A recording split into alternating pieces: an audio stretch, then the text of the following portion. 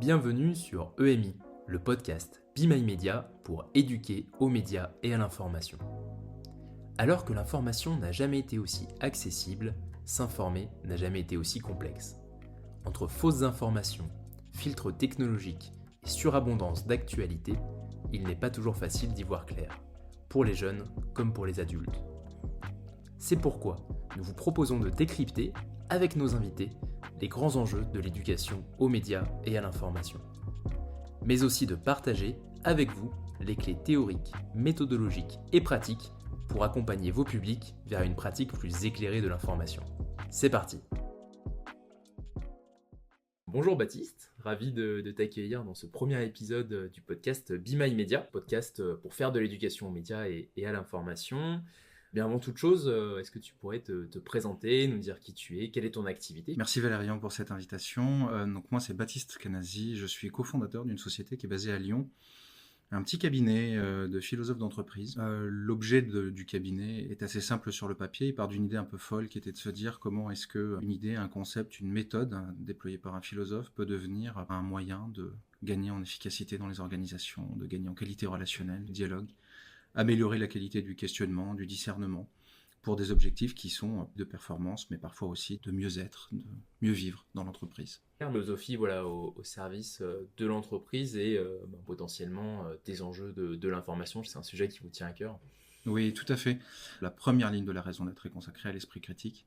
Et donc, toutes les actions qui peuvent permettre de déployer l'esprit critique dans nos sociétés sont le bienvenu. Ça peut toucher à des projets sociétaux. Ça peut être travailler sur des sujets d'idées reçues, notamment relatifs à des sujets d'inclusion, d'accueil du handicap. Ce sujet du développement de l'esprit critique dans les organisations est à nos yeux important parce que un grand nombre de mots sociétaux et organisationnels tiennent à nos yeux, essentiellement du fait que nous sommes trop peu conscients des processus cognitifs et réflexifs qui sont en jeu dans ces mondes-là, et que contribuer à ce que ces processus cognitifs soient mieux connus, mieux compris et mieux appréhendés, ça permet d'éviter de faire des bêtises, et si je suis pleinement philosophe, je crois que ça nous rend surtout plus libres. Ce que je trouve absolument intéressant et qui fait vraiment écho avec l'approche qu'on a à Be My Media d'éducation aux médias et à l'information, qui se veut à la fois concrète dans le développement de ces compétences qui permettent de s'informer de manière éclairée, mais aussi transversales, qui permettent aussi bien d'aborder les enjeux du numérique, les enjeux évidemment médiatiques, économiques, etc.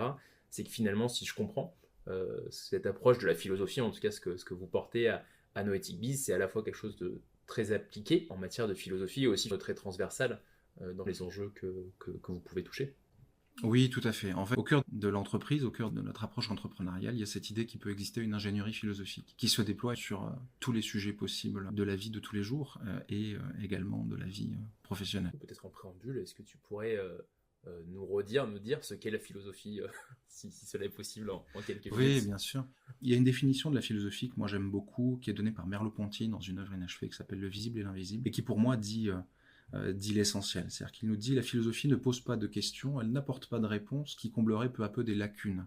Déjà, il commence par là. C'est-à-dire que ne pas voir la philosophie comme quelque chose qui amène des solutions, mais plutôt qui amène des questions. Il nous dit ensuite les questions sont intérieures à notre vie, à notre histoire. Elles y naissent, elles y meurent si elles ont trouvé réponse, et le plus souvent, elles s'y transforment. C'est-à-dire que le moment philosophique, c'est précisément ce moment où il se passe une transformation. Et le philosophe, la pratique de la philosophie, il réinscrit au cœur de la définition de la philosophie la place du sujet qui questionne. Et c'est quelque chose d'absolument fondamental, parce que du coup, elle éloigne le philosophe d'une forme de recherche de la vérité pour insister sur le processus de discernement, de questionnement. Et pourquoi est-ce que je reçois telle information, si on parle le langage de Be My Media, de cette manière-là plutôt que d'une autre ? Tiens, quelle est l'intention qui est à l'œuvre derrière tel type de rédaction ou tel type de contenu ? On commence vraiment à sentir, à percevoir ce lien, et c'est pas anodin si on a souhaité faire ce premier épisode sur le lien entre philosophie et éducation aux médias et à l'information. En effet, tu nous parles ici de recherche de la vérité, d'objectivité, de subjectivité, finalement de la place du sujet pour nous, cette pratique de l'information et du coup les questionnements qu'il opère tout au long de sa lecture d'articles, son visionnage de vidéos, mais aussi la comparaison des points de vue, la vérification des sources, après le partage de l'information. Finalement, ce n'est qu'une grande démarche de questionnement, et c'est passionnant et original de le prendre sous cet angle de la philosophie. Alors, est-ce que, pour approfondir un peu, je voudrais te poser cette question, pourquoi faire un peu plus concrètement appel à la philosophie pour éduquer aux médias et à l'information ? Parce que Le cœur de la philosophie, c'est d'apprendre la réflexivité. Et je veux tout de suite balayer une idée reçue. La réflexivité n'est pas l'introspection. C'est-à-dire que c'est pas ce moment où on revient en soi-même, où on creuse pour finalement découvrir des choses sur soi. Le principe de la réflexivité, c'est qu'on a un tiers, on a quelqu'un, ou un média, ou en tout cas quelque chose qui fait médiation entre nous et nous-mêmes. Et c'est ça qui est intéressant dans la philosophie, parce que dans le cadre précisément des médias et de la lecture de l'information, la question centrale, c'est la capacité qu'on va avoir à prendre un recul nécessaire par rapport à, évidemment, l'objet qu'on est en train de lire ou de consulter, mais également l'effet de cet objet sur nous. Comment est-ce qu'il vient convoquer des questions que nous ne posons pas, des évidences sur lesquelles on ne va jamais revenir, qui vont passer sous silence et parce qu'on va les considérer comme quelque chose de normal.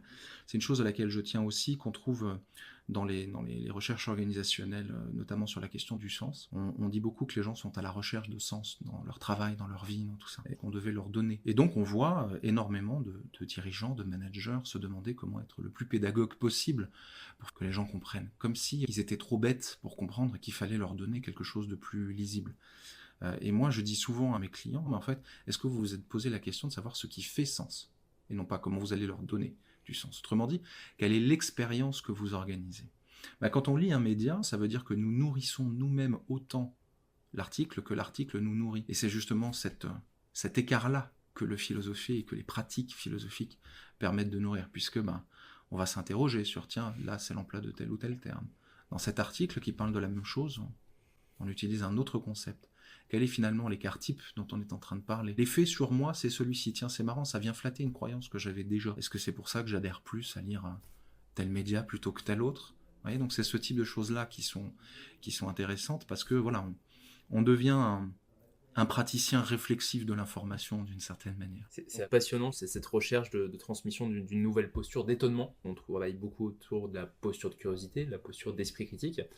Mais finalement, cette posture d'étonnement, elle vient peut-être un petit peu au tout début d'une pratique de l'information, et chercher à la nourrir, à la développer pour, comme tu le dis, permettre à chacun, à chaque lycéen, à chaque étudiant, dans sa pratique de l'information, de trouver du sens, sans chercher à le lui donner, que ce soit l'acte pédagogique ou directement que le média donne seul le sens. Mais je trouve ça hyper intéressant d'amener ce concept qui pourrait être tout à fait intégré dans des projets pédagogiques de posture d'étonnement. C'est en tout cas ce que j'essayais de faire quand j'étais professeur de philosophie. Une des choses que j'aimais bien faire, c'était arriver avec le journal du matin, et plutôt que d'arriver avec une notion et des textes, partir finalement d'objets d'actualité pour amener les élèves à discerner et leur montrer que le concept de justice, par exemple, véhiculé dans l'article sur Monsieur Cahuzac, n'est pas le même dans cet article ou dans cet article, et que ça peut faire référence à deux auteurs différents. Et qu'en fait, la perception qu'ils vont avoir et la compréhension qu'ils vont avoir d'un fait, qui pourtant se donne comme absolument objectif, c'est factuel, cette notion de preuve, truc très scientifique qu'on entend, en fait, avoir des concepts différents, se rendre compte que l'acception, la compréhension qu'on a d'une même notion, et s'étonner de ça, ça permet de développer une pratique, en tout cas de l'information, qui est différente. Ça rejoint vraiment quelque chose qu'on travaille et qu'on pousse, qu'on défend, on va dire même à Be My Media, qui est vraiment la transversalité de l'éducation aux médias et à l'information, assez classiquement qu'on conçoit à travers les enseignements d'éducation morale et civique, souvent de sciences du numérique, de langue, etc. Mais on le raccroche quand même moins souvent, en tout cas c'est moins souvent raccroché à la philosophie. Mais ce qui est absolument intéressant, c'est qu'aussi ça peut permettre, peut-être plus qu'on ne peut le faire parfois, de raccrocher la philosophie au réel, à l'actualité. J'ai cette représentation de la philosophie, on travaille beaucoup sur les textes de l'Antiquité, des choses finalement assez historiques et peu sur véritablement des faits d'actualité, comme tu le dis. Un des mentors qu'on a chez Noetic Biz, c'est Bernard Stiegler. Il disait en fait, ce qui est absolument fondamental, c'est que nous développions des compétences pour ne plus être des fourmis, mais être des abeilles. C'est pour ça qu'on s'appelle les abeilles noétiques. C'est parce que le sujet de être des fourmis, c'est précisément ce qui se passe lorsque sur X, nous republions quelque chose. Il y a exactement la même chose sur à peu près tous les réseaux sociaux d'information, au sens où on ne vient pas produire de commentaires, ou très peu, pas d'analyse, on retweet, on republie. Ce qui va faire la qualité d'une information, c'est la force de sa relance. Et ça, c'est ce que Stiegler appelle l'attitude des fourmis. Ce que Stiegler appelait de ses vœux, c'était une attitude d'abeille, c'est-à-dire cette idée que lorsque nous faisons quelque chose, il y a toujours un effet connexe. L'abeille, quand elle pollinise, elle fait son miel, mais en même temps, elle nous donne des fruits. Cette métaphore, elle est importante pour moi parce que, d'une certaine manière, les fruits dont on parle, c'est le fait de faire du lien entre les choses. Et la noèse, en grec, c'est ce qu'on pourrait traduire aujourd'hui comme la capacité de comprendre, de faire des liens, presque l'esprit critique d'une certaine manière. Soyons des abeilles plutôt que des fourmis, c'est-à-dire ayons une pratique de notre vie qui soit philosophique, de l'information qui soit philosophique, ça veut dire soyons capables de faire autre chose que de retweeter, de répéter, de redire finalement ce que nous avons lu, mais posons-nous toujours la question de savoir comment nous pouvons produire le pas de côté par rapport à ça. Le pas de côté, littéralement, c'est une formule que je trouve intéressante puisque ça peut presque s'analyser de manière géographique, on se retourne sur quelque chose. Convoquer la philosophie dans un projet d'éducation média à l'information peut participer à cette prise de recul qui est absolument nécessaire pour construire des connaissances et des compétences sur des sujets qui peuvent être encore, comme je disais, sensibles et chargés émotionnellement, quoi. Il y a une chose que j'aime beaucoup chez Hume, c'est cette idée que à toute émotion correspond une question. Et c'est quelque chose qui a beaucoup de sens pour moi. Par exemple, derrière la notion de frustration, on vient interroger quelle est l'injustice que je suis en train de rencontrer. Et si on fait ce travail de questionner son émotion, c'est très bien d'accueillir l'émotion et il le faut. Mais pour autant, il ne faut pas en rester qu'à l'accueil. C'est-à-dire qu'il ne faut pas rester simplement dans la posture un peu béate du j'accueille ton émotion. Pour moi, l'idée, c'est plutôt de se dire ok, l'émotion existe et parce qu'elle existe, elle a toute légitimité. Maintenant, quelle question elle est en train de nous poser ? À toute émotion correspond une interrogation. C'est intéressant aussi quand on travaille sur les médias de l'information, essayer de sentir, de comprendre quelles émotions interviennent, que ce soit dans le partage d'informations sur les réseaux sociaux, qui peuvent être véhiculées par des vraies ou par des fausses informations au service de différents projets éditoriaux, mais finalement, on ne va pas s'arrêter à identifier l'émotion, mais à bien se dire finalement pourquoi il a été cherché à la convoquer chez nous en tant que lecteur. C'est une super intéressant comme approche et encore un outil finalement que la philosophie peut apporter assez concrètement à l'éducation média l'information. Donc là, je pense qu'on commence à voir finalement la largeur et la transversalité des apports possibles de la philosophie à l'EMI. Évidemment, il y a une compétence qui est au cœur de ce que vous faites chez Nautic Biz et de la philosophie, qui est l'esprit critique. Est-ce qu'on pourrait prendre un petit peu de temps pour déjà que tu nous dises qu'est-ce que l'esprit critique et comment la philosophie en matière d'information, appliquée à l'information, permet de le nourrir, de l'aiguiser. Il y a une définition très classique finalement de l'esprit critique, celle qu'on trouve chez Descartes avec le doute cartésien, donc cette idée que l'esprit critique est une méthode de déconstruction des évidences. Le paradoxe de cette approche-là, c'est qu'on se retrouve avec une méthode, donc le doute, qui est sans doute même à l'origine des fake news, puisque en travaillant le doute, on peut produire de la fake news. C'est un peu comme si on se retrouvait face à un paradoxe, c'est-à-dire que le besoin de vérité nous amène à ne rien croire. Or, le doute cartésien, c'est tout sauf le relativisme. Il y a une expression qu'on entend souvent, je suis cartésien, et qui dit en fait, je m'attache à des choses concrètes, ce qui nous fait toujours sourire, nous philosophes, parce que la première des vérités chez Descartes, dans l'ordre des essences, c'est l'existence de Dieu. Ce qui est important dans cette approche-là, c'est que c'est le début du discours de la méthode. La capacité à l'esprit critique, c'est la capacité que nous avons à faire un pas de côté, la capacité que nous avons à discerner sur les choses. Discerner, c'est à la fois une capacité d'analyse et de synthèse. C'est une capacité à décortiquer, mais c'est aussi une capacité à saisir la totalité des paramètres d'une problématique, sans forcément pour le coup les déplier totalement. Pour moi, l'esprit critique, c'est, avant d'être une compétence de recherche de la vérité, c'est d'abord une compétence de recherche de liberté, au sens où on peut ne pas être d'accord. Moi, j'ai des clients avec qui je ne suis pas d'accord. Je les aide à discerner, je les accompagne dans un comité de direction, je les aide à nourrir une stratégie, et je ne suis pas d'accord avec la stratégie qu'ils posent, ou je ne suis pas d'accord avec les choix qu'ils font, pour des raisons parfois idéologiques et politiques. Mais mon rôle n'est pas d'être d'accord avec eux. Mon rôle est de m'assurer que les décisions qu'ils prennent sont des décisions en pleine liberté. Des décisions où ils ne sont pas victimes, à leur insu, d'évidences ou de croyances qui n'ont pas été questionnées. Et parfois, en questionnant les évidences, on retombe dessus. Mais c'est ok. Parce que le sujet, c'est de s'assurer qu'on est bien passé dessus. Et donc, pour moi, c'est plutôt ça, l'esprit critique. C'est plutôt comment est-ce que nous rendons chacun plus libre qu'il ne l'est aujourd'hui. Pas au sens de la liberté de se mouvoir et d'agir, mais au sens de la liberté de penser. Et la liberté de penser, c'est pas simplement l'esprit critique au sens de je suis critique de quelque chose. C'est pas simplement la capacité à dire non, c'est aussi parfois la capacité à dire oui, mais à dire oui en étant conscient de ce qu'on engage quand on le fait. Je crois que la meilleure définition de l'esprit critique qui a été donnée, c'est celle de Pierre Desproges.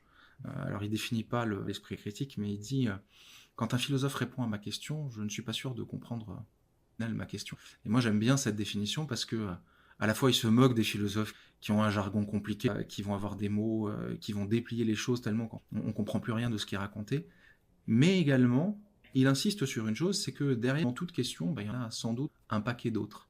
Ce que je retiens dans ce que tu dis aussi, pour le connecter aux pratiques pédagogiques, aux ressources qu'on développe, c'est on parle souvent d'émancipation, au sens justement de s'affranchir et de construire sa liberté vis-à-vis d'autorités, qu'elles soient publiques, parentales, etc.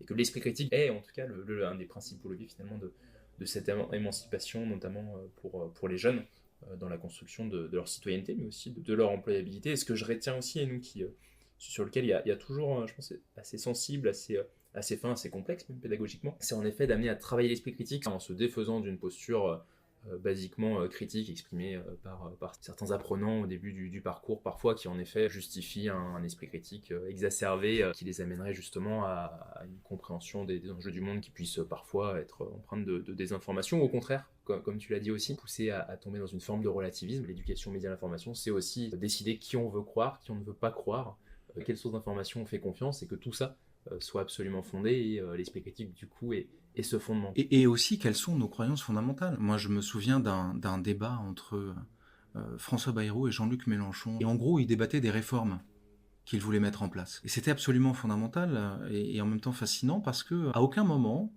de cette émission, on ne s'est posé une question, qui était une question centrale, qui était: c'est quoi l'acte de foi fondamental?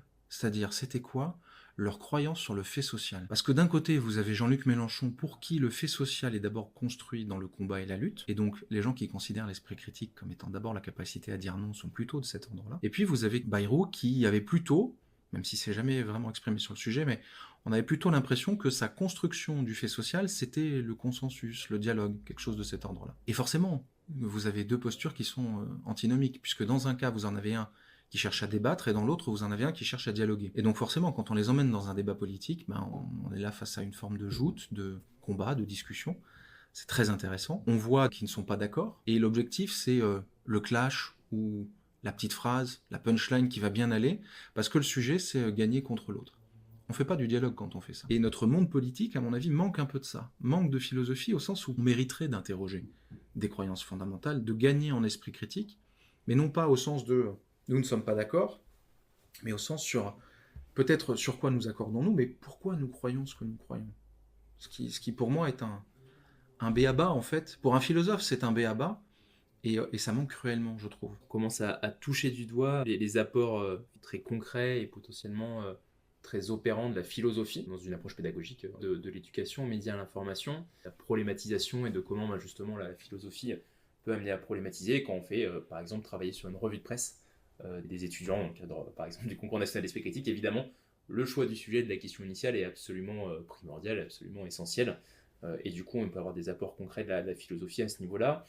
Ce que j'entends et ce qu'on commence à toucher du doigt aussi, c'est que, et c'est souvent un des freins auxquels qu'on peut rencontrer, ou en tout cas sur lesquels on est rapidement interpellé par les équipes pédagogiques avant qu'on commence à travailler avec elles, c'est oui, l'esprit critique, c'est une compétence essentielle, mais concrètement, comment on forme à l'esprit critique, comment on amène le développement d'esprit critique. Et ce que je commence à comprendre de ce que tu dis, c'est qu'il y a des techniques de questionnement véritablement aussi là-dessus. Tu pourras peut-être nous en parler avec des dimensions méthodologiques qui vient de la philosophie, et qui peut être justement un outil, encore une fois, concret, opérant, de développement de cette compétence absolument clé pour s'informer de manière éclairée. Il faut voir l'histoire de la philosophie comme un ensemble de techniques et de méthodes. En tout cas, c'est la manière dont je vois les choses. Quand on commence à étudier la philosophie, en tout cas moi pour mon expérience, il y avait quelque chose de l'ordre de « j'ai découvert la lumière ».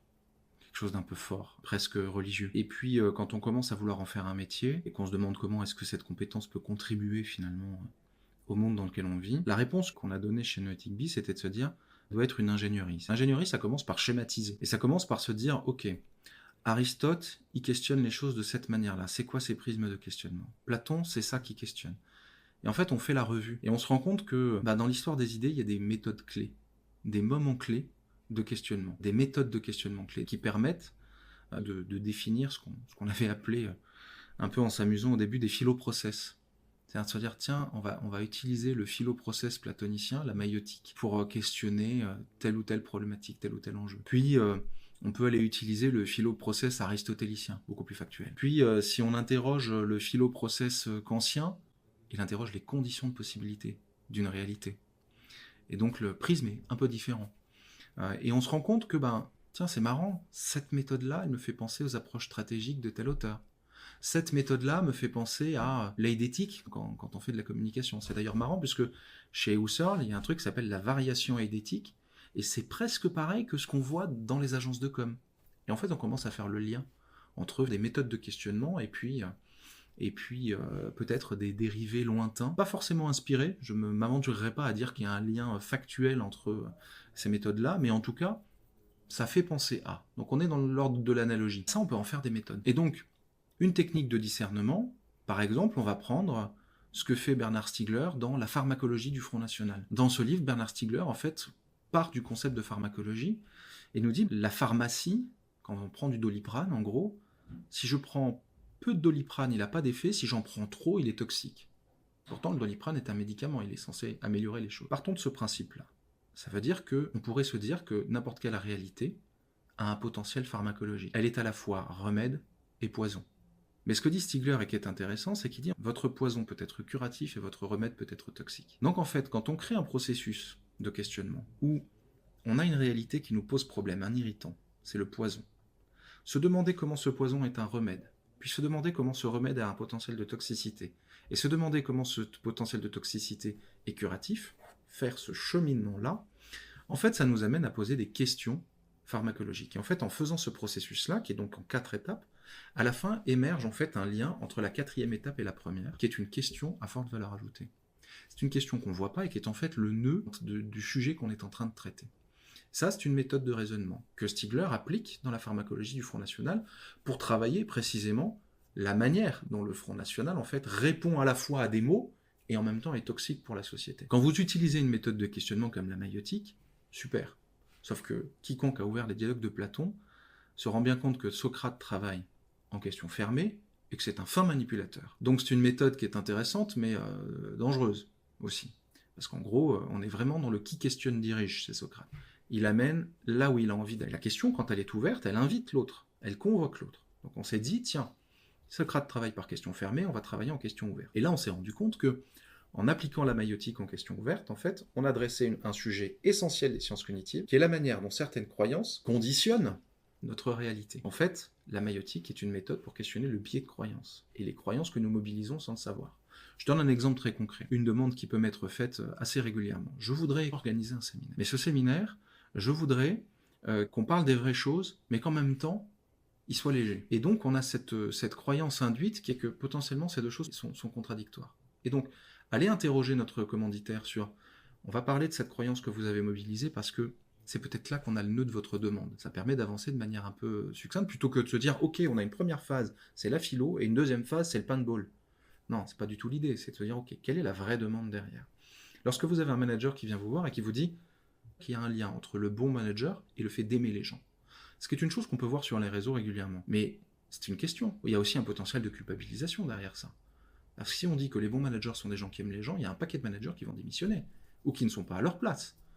En fait, le sujet derrière le management, c'est est-ce que le sujet c'est aimer ou est-ce qu'il pourrait y avoir d'autres versions du bon manager, par exemple celui qui sait estimer, évaluer, juger ou qui sait animer un collectif. C'est d'autres versions possibles. Et en fait, quand on fait ça, on s'évite peut-être aussi des moments problématiques où vous allez avoir un manager qui, parce qu'il n'aime pas les gens, se sent pas à sa place. Et venir lui montrer que le management, c'est autre chose que simplement aimer les gens, ça permet d'attirer son attention sur quelles sont ses qualités.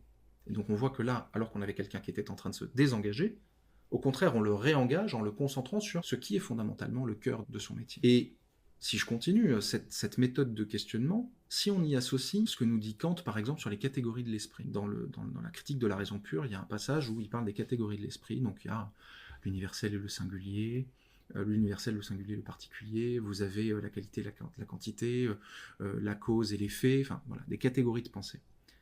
Ces catégories de pensée, si on les considère comme des opérateurs de pensée, et qu'en fait, à travers ces questions, on utilise des catégories de pensée pour venir nourrir les questions qu'on pose, et on se rend compte qu'en fait, on va passer par le biais de ces catégories pour aider notre interlocuteur à discerner plus précisément sur ce qu'il est en train de dire. Et donc, vous voyez que le niveau de questionnement et donc d'esprit critique crante à chaque question qu'on va poser. Et ça, de manière très concrète et opérationnelle, vous prenez par exemple une méthode de co-développement qui est basée sur des cycles de questionnement. Si les gens posent des questions de cet ordre-là, vous allez avoir une montée en questionnement beaucoup plus efficace et pertinente que si vous avez simplement des questions qui viennent à l'intuition. Les questions à l'intuition sont souvent pertinentes, mais moi, mon avis, c'est qu'on peut aller plus loin. De la même manière, si vous faites une réunion sur une thématique, si les questions qui sont posées sont des questions de cet ordre-là, on va très rapidement en fait aller toucher le nœud du problème. Et au lieu d'avoir une réunion où au bout d'un quart d'heure, 20 minutes, on se demande ce qu'on fait là parce qu'on tourne en rond, bah là en fait, très rapidement, on élague les faux sujets pour aller directement sur « ok, voilà ce qu'il faut traiter ». L'impact du philosophe dans l'organisation, ça peut être ça, mais c'est surtout parce qu'en fait, il mobilise des méthodes d'esprit critique et qui sont le cœur de sa formation et qu'il peut ensuite déployer dans tout un tas de secteurs, et notamment dans l'entreprise, dans sa vie de tous les jours, et puis également dans le rapport aux médias et à l'information. Venir être capable de repérer les évidences, les croyances qui structurent la rédaction d'un contenu, c'est quand même une compétence, à mon avis, assez clé pour éviter de se faire prendre par le bout du nez et emmener là où on a envie de nous emmener, d'une certaine manière. Une belle question qui est posée à l'éducation nationale, c'est en effet la place des enseignants en philosophie dans l'éducation aux médias et à l'information. Je pense que c'est un sujet à investir et qu'on pourrait investir avec différents partenaires. Et dans l'enseignement supérieur, avec beaucoup d'universités, d'écoles de commerce, à peu près 30 000 étudiants actuellement, c'est vrai que très peu bénéficient de l'enseignement en philosophie. Par contre, l'éducation aux médias et à l'information peut être un outil justement pour amener aussi une partie de ces méthodologies, de ces techniques qui amènent au développement de ces compétences et de questionnement, cette compétence d'esprit critique pour les enseignants, les formateurs au contact des publics qui ont pour mission ces objectifs pédagogiques, avoir comme objectif de les transformer tous en abeilles un petit peu, mais avec des outils finalement très concrets de questionnement qu'on peut appliquer en effet à des revues de presse par exemple, une fois qu'on a mis en perspective un certain nombre d'articles sur un grand sujet d'actualité, qu'on a affiné la compréhension de chacune des sources, leur ligne éditoriale, qu'on a un petit peu pu décortiquer finalement quel est l'angle, quel est le type de traitement qui est mobilisé dans chacune de ces informations, mais de se dire à partir de ça, on peut mettre en place une méthode de questionnement, quelques questionnements assez simples, mais dont la structuration a été pensée en amont, pour permettre justement cette prise de recul vis-à-vis du sujet d'information d'actualité et pour permettre un exercice véritablement concret et encore une fois opérant d'esprit critique. Et là, c'est un énorme enjeu pédagogique d'arriver à rendre concret et de permettre d'agir sur le développement d'esprit critique. Et sans limite d'âge, c'est ça qui est fou.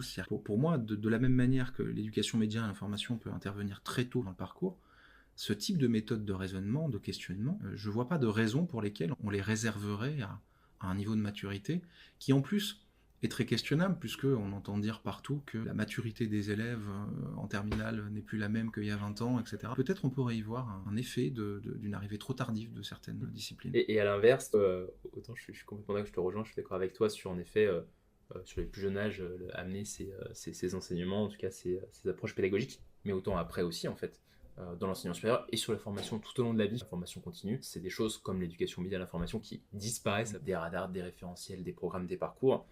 Et il y a une vertu énorme, mais comme sur d'autres compétences essentielles, tout à l'heure tu nous as aussi t'as beaucoup filé la question du choix des mots, de l'importance des mots. Alors évidemment ces questions d'expression aussi sont intimement reliées à ces compétences d'information et de la même manière à ces compétences d'esprit critique ou plus largement de questionnement philosophique. Je trouve ça intéressant quand on remet en perspective l'ensemble et en se disant vraiment la philosophie, on voit un apport dans l'éducation média à l'information qui peut se faire vraiment à chacune des étapes du développement des compétences informationnelles, et aussi de manière majeure, évidemment, sur le développement d'esprit critique. Un dernier sujet qu'on peut évoquer dans cet épisode, c'est, et tu vas pouvoir nous en dire un petit peu plus, je sais que vous avez beaucoup travaillé sur les questions d'intelligence artificielle générative, qui évidemment viennent nous heurter frontalement, nous qui faisons de l'éducation aux médias et à l'information, sur le rapport aux sources, sur la véracité de l'information, sur nos capacités, et aussi celles des acteurs professionnels des médias, à vérifier l'information, à distinguer le vrai du faux. Sans parler des questions économiques et technologiques qui s'y rattachent. Pourquoi vous êtes emparé de ce sujet des intelligences artificielles génératives avec toujours votre posture, votre point de vue, votre activité de philosophe, et en quoi la philosophie, là aussi, peut apporter des réponses concrètes pour des enseignants qui doivent, au-delà de parler de ces nouvelles technologies, les embarquer dans leurs projets pédagogiques, doivent accompagner leurs lycéens, leurs étudiants dans le développement des compétences qui permettent de bien les utiliser. Donc, quels sont les apports possibles de la philosophie à ces grands enjeux, ces nouveaux enjeux? La raison pour laquelle on s'y est intéressé, c'est parce qu'en philosophe, on s'est étonné. On s'est dit, tiens, on parle d'intelligence, mais de quelle intelligence on parle? Ça, c'était la première chose. Et en discutant avec les spécialistes du secteur, on s'est rendu compte d'abord qu'il fallait distinguer entre ce qui relève du système expert et ce qui relève de l'intelligence artificielle. Déjà, le système expert, il est capable de faire une chose très précise. Et ce qui nous a fascinés dans les intelligences artificielles, c'est qu'on a le sentiment qu'elles peuvent tout faire. Ensuite, quand on parle d'intelligence, littéralement, l'intelligence, intelligere en latin, c'est la capacité à faire du lien entre les choses. Et donc, ce qui était intéressant dans cette notion d'intelligence artificielle, c'est la capacité que ces moteurs linguistiques ont de relier des informations entre elles et de nous produire des contenus. C'est extrêmement pratique et extrêmement bénéfique. Moi, j'utilise tous les jours comme assistant. C'est un aide-mémoire absolument fantastique. Je me souviens d'un cours obscur, d'une citation de Nietzsche dans un cours obscur d'esthétique en première année de philo. Je vais donner tout ce que je sais à la machine et en fait, elle me sort le passage, la référence. Ça, c'est magique. J'avoue que c'est absolument génial parce qu'on a littéralement un super assistant. Pour autant, on se rend assez vite compte de la limite aussi de ces moteurs-là, puisque ce sont des moteurs linguistiques qui sont fondés sur des modèles probabilistes. Ce qui veut dire qu'en gros, ce que l'intelligence artificielle nous donne, c'est la plus forte probabilité d'association des mots entre eux selon la question qu'on a posée. Et donc ça révèle une autre illusion liée aux intelligences artificielles, c'est le fait qu'elles pensent. Elles ne pensent pas. Et donc ce qui est paradoxal avec ces intelligences, c'est que, en fait, elles ne sont pas intelligentes, elles sont profondément bêtes, et c'est leur bêtise qui les rend géniales. Parce qu'en fait, elles sont littéralement ce qu'on appelle les fourmis. Elles ont littéralement cette capacité à nous rendre une information telle que la majorité des gens l'ont publiée, l'ont reliée. C'est la majorité au regard d'une donnée statistique précise. Je demande carrément les sources, ou je demande la certitude qu'elle a par rapport à une information. C'est très surprenant de se rendre compte que parfois elle nous assène quelque chose avec, on a l'impression, une certitude absolument indubitable, alors qu'en fait, sa certitude, elle est de l'ordre de 2 à 3%. Et que la source qu'elle a convoquée, les sources qu'elle convoque, sont des sources qui sont très discutables. Donc, c'est des choses qu'on ne fait pas assez, mais de la même manière qu'on lit l'information en se demandant c'est quoi les sources de cet article, on pourrait aussi se demander, très concrètement, c'est quoi les sources qui sont utilisées par le moteur d'intelligence artificielle que je suis en train d'utiliser. Commencer à travailler comme ça, en fait, c'est se rendre compte d'une chose, c'est que souvenez-vous, la définition de la philosophie, elle ne prend pas pour donner le contexte, elle se retourne sur lui pour chercher l'origine et le sens des questions et celui des réponses et l'identité de celui qui questionne. En philosophe, une intelligence artificielle, en fait, ça n'a de sens qu'en tant que support. Parce que c'est cette identité de celui qui questionne qui est en jeu. C'est qu'est-ce que moi je vais amener de ma lecture, le lien, l'intuition, comment je vais construire le lien entre telle problématique et tel auteur. Finalement, la question de départ que je pose à l'intelligence artificielle, ce qui fait la qualité de la réponse, la première réponse, c'est d'abord la qualité de la question que j'ai posée. C'est toute la problématique des prompts. Qualité du prompt égale qualité d'utilisation de la machine. Parce que ce sont des intelligences qui construisent leur valeur dans la différence qu'il y a entre notre intelligence et la leur. Et plus on va amener d'intelligence, nous humains, et de singularité dans la manière dont on questionne la machine, plus la machine est capable d'être performante pour nous. Donc plus on développera des compétences, nous, qui vont affirmer notre singularité d'intelligence humaine et notre capacité à faire le pas de côté, plus la machine va être en capacité de nous donner des choses de plus en plus précises. Et du coup, nous, de répondre à cette intelligence, parce qu'en fait, elle nous challenge. Et c'est ça qui est génial. C'est que, alors qu'avant, on aurait été challengé par une recherche qui va durer plusieurs heures, sur laquelle on va travailler, on va lire, on va se fatiguer. Là, la machine, elle nous donne énormément de data et nous permet d'interpréter et d'adresser des data beaucoup plus rapidement. Donc c'est un moteur de challenge absolument génial. Donc ce qu'on peut retenir, ouais, c'est une évidence, mais ça amène à tirer plein de fils, encore une fois, en termes de pédagogie et d'éducation. C'est qualité de la réponse et qualité d'utilisation égale qualité du prompt, et qualité du prompt, du coup, égale qualité des questionnements. Et c'est là, en effet, où on retrouve le sens très opérant de la philosophie et de cette développement d'esprit critique avec des outils, avec des méthodologies, avec des techniques, notamment de questionnement. Au-delà de la méthodologie, il y a un bagage que peut apporter justement, si on applique ces technologies sur l'actualité. En effet, il faut absolument comprendre les enjeux, pouvoir faire des liens, comme tu le disais tout à l'heure, et c'est là aussi où on voit finalement que cette nourriture presque que peut apporter l'éducation média à l'information va nourrir cette qualité d'utilisation des prompts et de ces technologies. Tout à fait, puisqu'en fait, on va être amené à faire des comparaisons, à faire des distinctions. Il y a des choses qui sont assez surprenantes souvent, ne serait-ce que la qualité d'un raisonnement. Je suis, moi, souvent amusé de voir à quel point, alors par amusé, je veux dire agacé, de voir à quel point le raisonnement par analogie est un raisonnement qui est devenu une norme et qui a valeur de preuve. C'est un vrai problème à mes yeux, puisque la démarche de savoir n'est pas un raisonnement par analogie. C'est un raisonnement méthodique, construit, et en fait, plus ce raisonnement par analogie plus est présent, plus en fait on fait appel à l'interprétation, à la subjectivité des gens, et plus on ouvre le champ à des croyances limitantes. Repérer les schémas de raisonnement, repérer des schémas d'hypothèses, de causes, d'effets, repérer des schémas qui sont des schémas d'analogie, repérer des schémas qui sont des raisonnements par l'absurde, repérer des modes de raisonnement, c'est déjà faire un grand pas. J'aime bien raconter cette histoire dans un comité de direction. Un jour auquel j'assiste à 2 présentations PowerPoint, comme on peut en voir souvent. Et j'avais été embauché pour faire un peu le poil à gratter, l'empêcheur de penser en rond. Et en fait, le directeur général m'embauche, et donc du coup, je suis présent dans ce comité de direction, et j'ai droit à 2 PowerPoint dans la matinée. Et en fait, les 2 PowerPoint étaient structurés sur le même schéma de raisonnement. Et ce schéma de raisonnement, c'était un raisonnement tautologique. Je viens présupposer ma conclusion pour pouvoir la démontrer, ce qui n'est pas cohérent du tout, parce que je ne peux pas présupposer une conclusion pour pouvoir démontrer la conclusion, il faut que j'ai des étapes. C'était à la fois une méthode de présentation PowerPoint, qu'ils avaient appris tous les deux de la même manière, mais c'était aussi un trait culturel de l'organisation. Le point d'alerte que j'ai posé, c'était de dire, est-ce qu'on questionne finalement le schème de raisonnement que vous utilisez ? Parce qu'en fait, si vous continuez de suivre ce schème de raisonnement, vous avez de grandes chances de ne prendre que des décisions que vous avez déjà prises. Donc de ne jamais décider, sinon on va vous laisser porter par d'autres déterminants que votre esprit critique, pour le coup.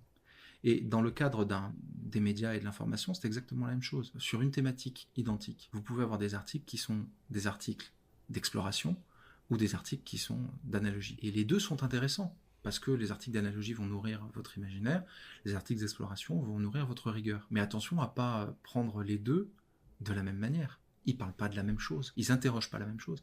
L'intuition d'un raisonnement analogique, elle est géniale, parce qu'elle ouvre des portes, mais elle mérite d'être explorée, construite, structurée. C'est peut-être là où Noétique Biz, on est un peu des ovnis sur le marché, parce que on hérite finalement d'une formation philosophique qui fait la grande part finalement à ces raisonnements analogiques, et en même temps, on a cette rigueur, cette volonté d'avoir une approche très structurée, méthodique. Alors, connaître ces différents schémas de raisonnement, c'est quelque chose sur lequel aussi on travaille, et tu parlais longuement de l'analogie, évidemment, c'est aussi convoqué de manière très importante aujourd'hui par beaucoup de désinformation, de fake news, donc c'est évidemment aussi des mécanismes mécaniques qu'il faut connaître, donc il faut comprendre le fonctionnement et les effets pour pouvoir aussi s'en prémunir, ou pour pouvoir s'en nourrir de manière éclairée et critique avec la prise de recul et de distance nécessaire. Et ça, si on revient pour finir peut-être sur ces IA génératives, ce que je comprends à travers ce que tu dis, c'est que finalement, ça peut être un super outil pédagogique pour s'exercer au développement de ses compétences de questionnement et appliquer à d'autres thèmes, à d'autres enjeux, mais en particulier à l'actualité, ça peut être converser et questionner et passer ces paliers dont tu parlais en matière de questionnement. Ça peut être une super application pédagogique aussi, j'imagine. On peut s'en servir tout à fait comme ça, parce que ce qui est génial avec ces IA génératives, c'est qu'elles ne sont pas capables de questionner comme Socrate. Moi, j'ai essayé d'entraîner, j'ai essayé de créer des prompts pour essayer d'avancer là-dessus. Et en fait, c'est très drôle parce qu'elles sont construites sur une approche question-solution, question-réponse.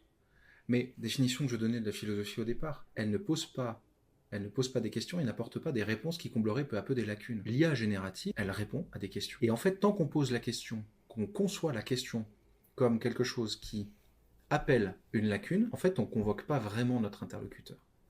La question, elle doit attirer l'attention de notre interlocuteur sur ce qu'il est vraiment en train de dire, et sur les croyances qu'il est lui-même en train de mobiliser. Quand on fait ça, on rentre dans un processus de dialogue. Et là, on peut effectivement avoir un effet pédagogique puissant. Puisque dans le cadre d'un cours de philo, par exemple, vous allez convoquer les croyances de votre interlocuteur sur tel article ou sur telle thématique. Et vous allez l'amener à réfléchir par rapport aux croyances qui sont les siennes. C'est ce jeune garçon ou cette jeune fille de 17 ou 18 ans qui arrive avec sa petite expérience, ses croyances, ses influences parentales, ses lectures des réseaux sociaux, son Twitch, Et en fait, il arrive avec tout ça, et le jeu, c'est de lui dire, ce que vous êtes en train de présupposer, monsieur, madame, c'est ça. Voilà la croyance que vous présupposez. Est-ce que vous y croyez vraiment ? Est-ce que vraiment c'est un sujet ?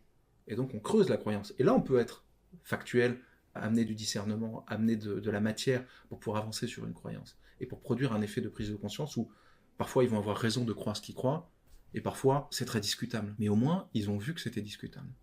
Et c'est ça qui est, à mon avis, fondamental. L'IA générative, elle est capable de reproduire du discutable et de nous donner de la matière sur le discutable. Donc utiliser en pédagogie, c'est génial, parce que du coup, on va pouvoir dire, ok, la machine nous a dit ça. Ne présupposons pas que la machine nous dit la vérité.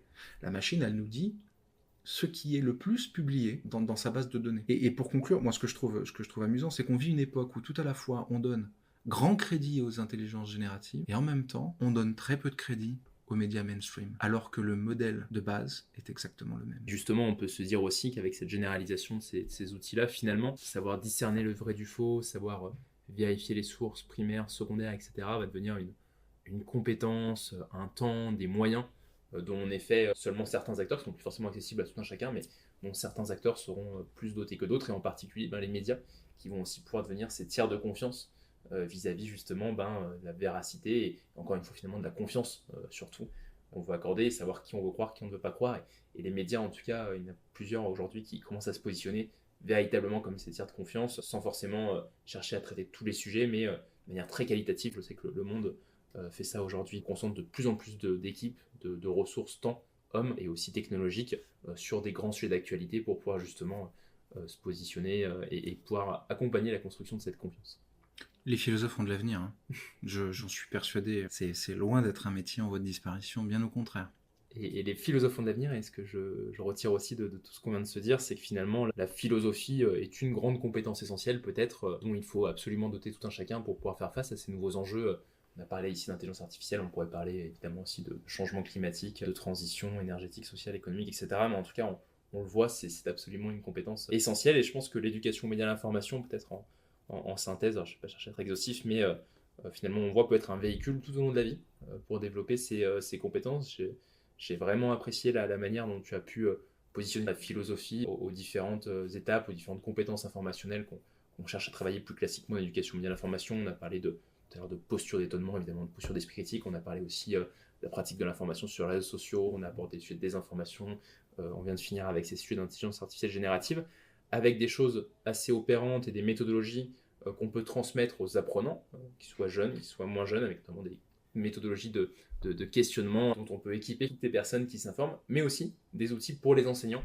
Je reprends encore cet exemple avec lequel tu as fini sur la technique de questionnement et l'utilisation des prompts, qui peuvent aussi être des modalités pédagogiques, des outils très concrets, très opérationnels, qui apportent la philosophie aux enseignants, aux formateurs, au contact de ces publics. C'est original aussi comme angle pour ce premier épisode de comment la philosophie vient très directement et très opérationnellement nourrir l'éducation mise à l'information. Est-ce que tu souhaites finir sur un mot pour conclure cet épisode? La plus grande illusion qu'on a sur les philosophes, c'est de croire que ce sont des gens au-dessus de la mêlée. La pratique de la philosophie, c'est infra. On est à tous les interstices. On n'est pas au-dessus. Il ne faut pas croire que le philosophe, il est capable d'ouvrir les chakras parce qu'il a une vue panoptique 360 des réalités. C'est un homme ou une femme comme les autres, le philosophe. Par contre, il a des méthodes qui lui permettent de lire et d'être aux interstices. Et ça, c'est à mon avis une donnée clé pour l'utilisation de cette compétence dans tout un tas de domaines. Merci beaucoup Baptiste, c'était passionnant. Merci à toi. Merci à toutes et à tous d'avoir écouté cet épisode.